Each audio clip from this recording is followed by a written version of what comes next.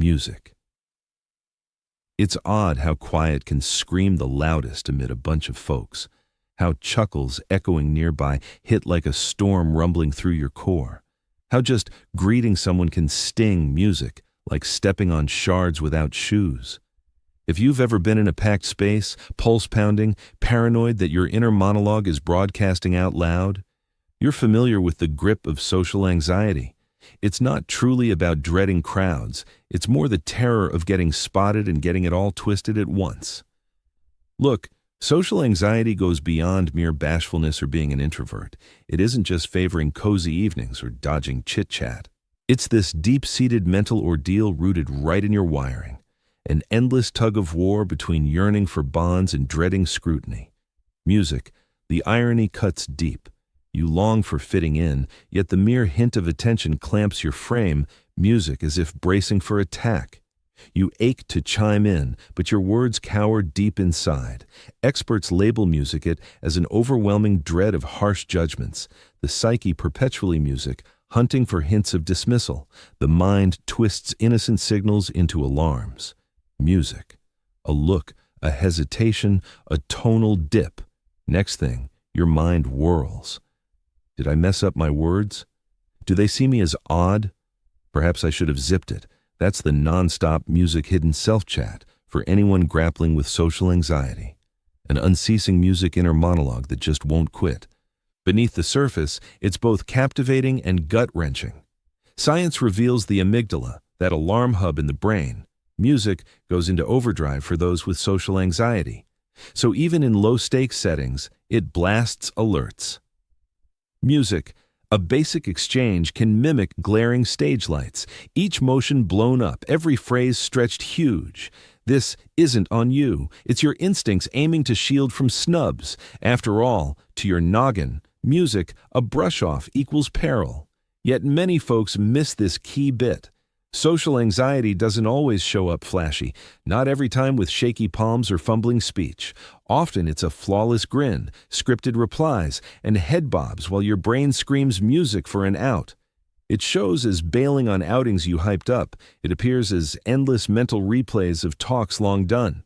It's the stealthy drain of faking fine daily. Still, under music, it all lies a sharp perceptiveness. Those with social anxiety spot nuances others gloss over. Vocal shifts, tiny music facial twitches, faint mood swings in the air. They've got this emotional antenna that's almost too sharp.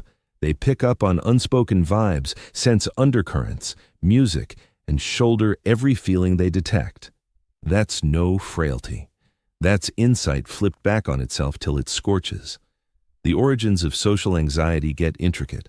At times, it's hereditary. Findings indicated clusters in lineages linked to personality traits and neural makeup. Other times, it's picked up from childhood spots where judgment, nitpicking, or stifled voicing etched folks as sources of hurt. For certain people, it's from ongoing shame or flops. For some, it's understated. Ages of hearing "just act sure" till you buy into your own supposed defect for the fight. As those hits pile on, a big shift brews. You cultivate what's termed self-directed focus by shrinks. Your spotlight swings inside. The outer world fades. You track how it's viewing you instead. You grow ultra-tuned to your form, your face, your talk, your shifts. Each move seems watched. Every hush signals you've overdone or undersold. Not ego, but guard duty. At heart, social anxiety means dreading reveal, not bare skin, but bare soul. The worry that true you unveiled might get turned away. No wonder quick fixes like quote tutors or quote 3 creeds fall flat. They skim the surface of the turmoil, since those with social anxiety get rationally that others aren't obsessing over them. But smarts don't soothe the jitters. Once your system's convinced of threat, facts don't sway. So how to handle when your frame turns foe? When speech wobbles in easy spots, when your quiet reads as haughty, when blending in takes heroic grit? One thing that catches many off guard: social anxiety isn't pure defect. Occasionally, it's empathy dialed too high. Your mind's trained to overvalue others' vibes, to guess their takes preemptively. You've been shaped to sidestep unease, so you wind up taking it in rather than pushing it away. During that absorption, though, you forfeit your natural comfort, yet there's grace in it as well. That very attentiveness that sparks unease in groups can render you exceptional at forming bonds. You pick up on feelings others overlook. You detect others' needs prior to their voicing them. You experience life with greater intensity and closeness, and although that profoundness may sting, it's precisely what lends authenticity to your empathy. Nevertheless, dwelling in a psyche that denies you respite is truly challenging. To anticipate each dialogue in advance and review every instant afterward. To exist within the reverberations of your own self-doubt. The harsh twist is that increased efforts to manage it only amplify its volume. When you attempt to quash the worry, your mind views that effort as heightened threat. Thus, you're trapped in a cycle, terrified by the terror itself. An established tenet in psychology known as the irony of mastery explains this. It posits that intensified attempts to regulate an inner condition only heighten its resistance. That's the reason self-commands to relax seldom succeed. The answer lies not in domination, but in comprehension. It's about identifying the physical cues without yielding to them.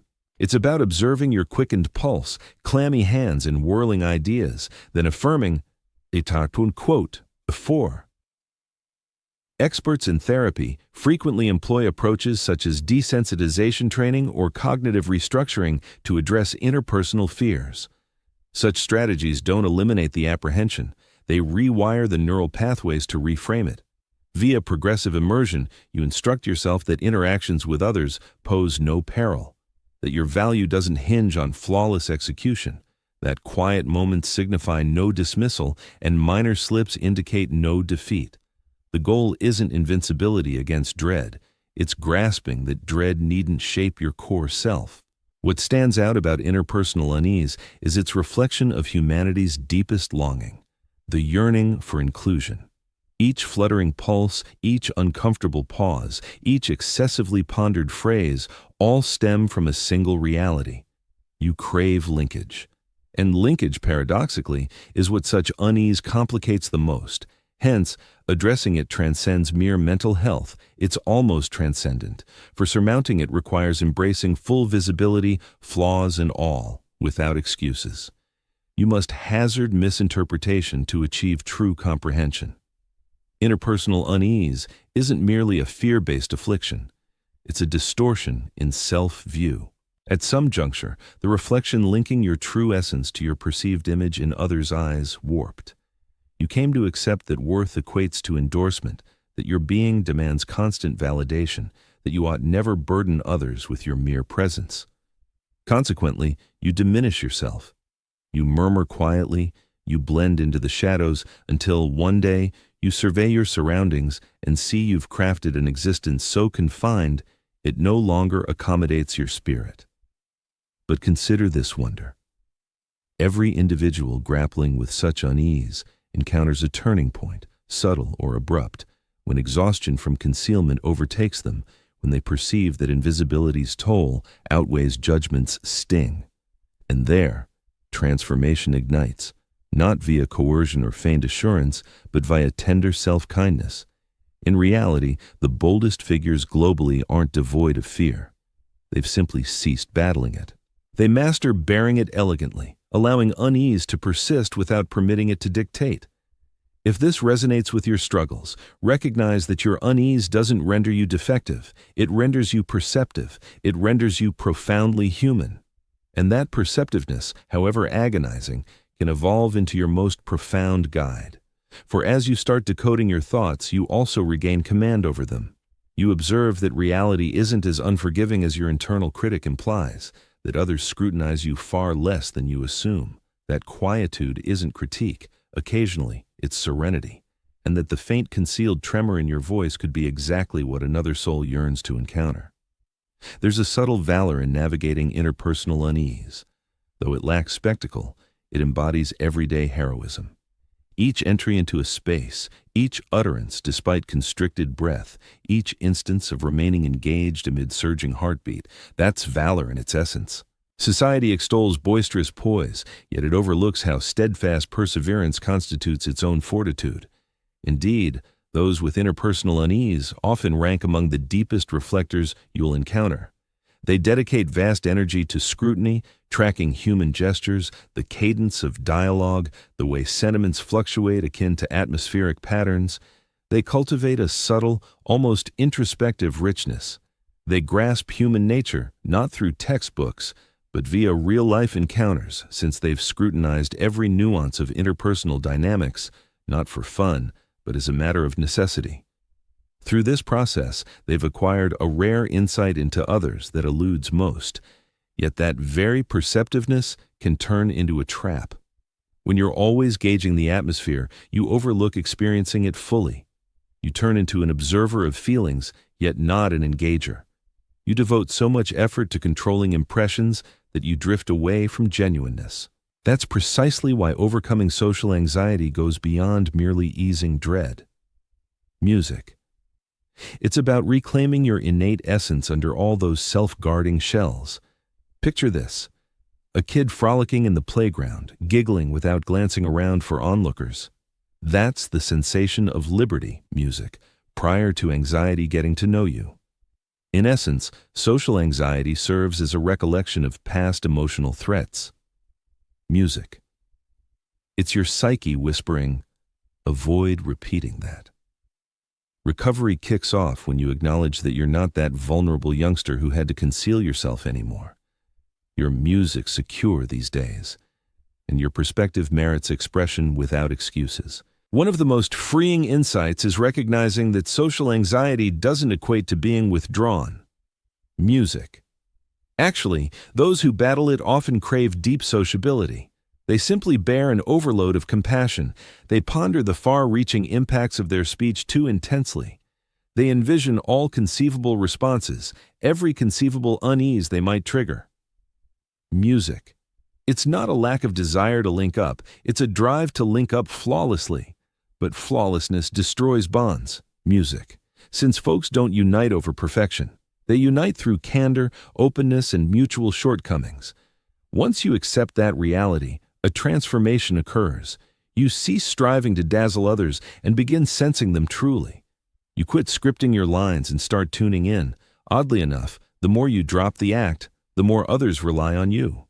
Authentic presence, subdued, flawed, raw, draws people in like a magnet. Social anxiety frequently trains individuals to dissect their own actions excessively. Music. However, balanced self-insight is a boon. It enables introspection, compassion, and personal evolution. The trick lies in redirecting that insight from self-judgment to neutral self-noting. Rather, music than wondering, "What's defective in me?" Inquire, "What sensations are stirring within me at this instant?" Music. That subtle pivot converts embarrassment into intrigue, and intrigue counters fear directly. Music. Let's touch on the research briefly. Studies on those with social anxiety reveal heightened neural firing not only in the amygdala, the hub of fear responses, but also in the medial prefrontal cortex, the region tied to self-focused cognition. Essentially, your brain persistently positions you as the focal point in every interaction.